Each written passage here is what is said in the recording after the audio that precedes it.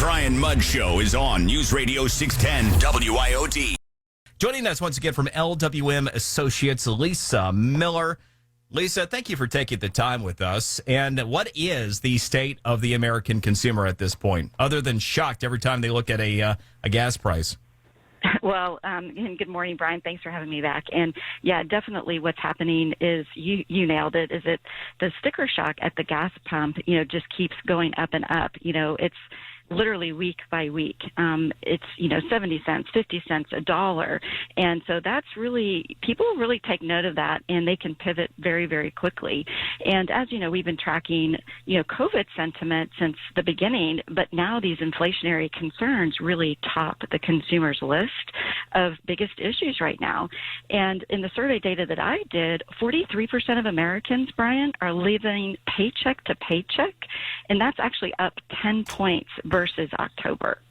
Lisa, I know economics is not, what you're tasked with doing here, though I imagine you're, fairly well versed as well. But this is one of the things that I've been concerned about right along is we have stories and pieces of research like what you just cited. And then on the other hand, you still have, but the economy is going to continue to grow. And at some point, those two things don't end up computing. Some of the polling has suggested that upwards of 50% of the country already think we're in a recession, regardless of what the numbers say. Is the average American consumer in a personal recession right now? Right. Well, even just what's been happening is there's this dynamic tension. We've talked about this before between joy and fear, right? And so people still have this high pent-up demand to get back to their normal activities because we've been pent up since COVID. But now this fear has actually evolved to really being about the economic side of it, which is I can't afford to do the things I want to do. And so those pressures, consumers are going to have to make choices. And, businesses are going to have to, this labor shortage, my favorite item isn't there. Consumers are going to have choices now, and with more limited spending, that's what I see as really the difficult situation for Q2 coming up, because people just don't want to have, if they're going to have to spend a lot of money to go out to eat, it better be a good experience. Otherwise, they're not going to do it.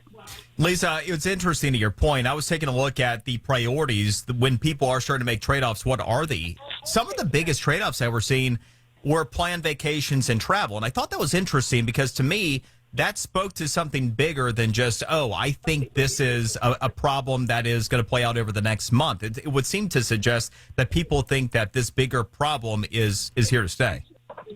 Well, what's interesting about that, the data that I have actually suggests that this pent-up demand for vacations is actually still pretty strong.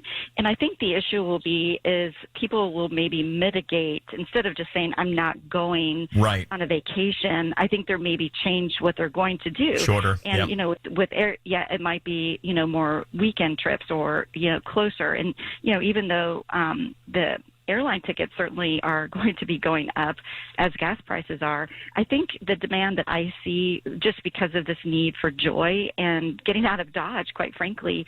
So I think people will just mitigate what they're going to do and maybe those, bucket list. I mean, I'll tell you what, I had a business trip this week and I had to pay $1,300 for a trip that usually was about $400. And I think if people say, I know it's ridiculous, but I think if you say, wow, if I go, domestic and it's going to cost me $1,000.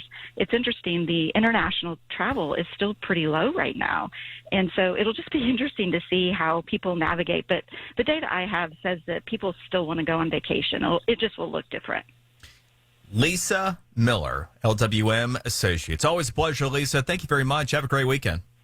Thank you, Brian. Talk to you soon. Bye.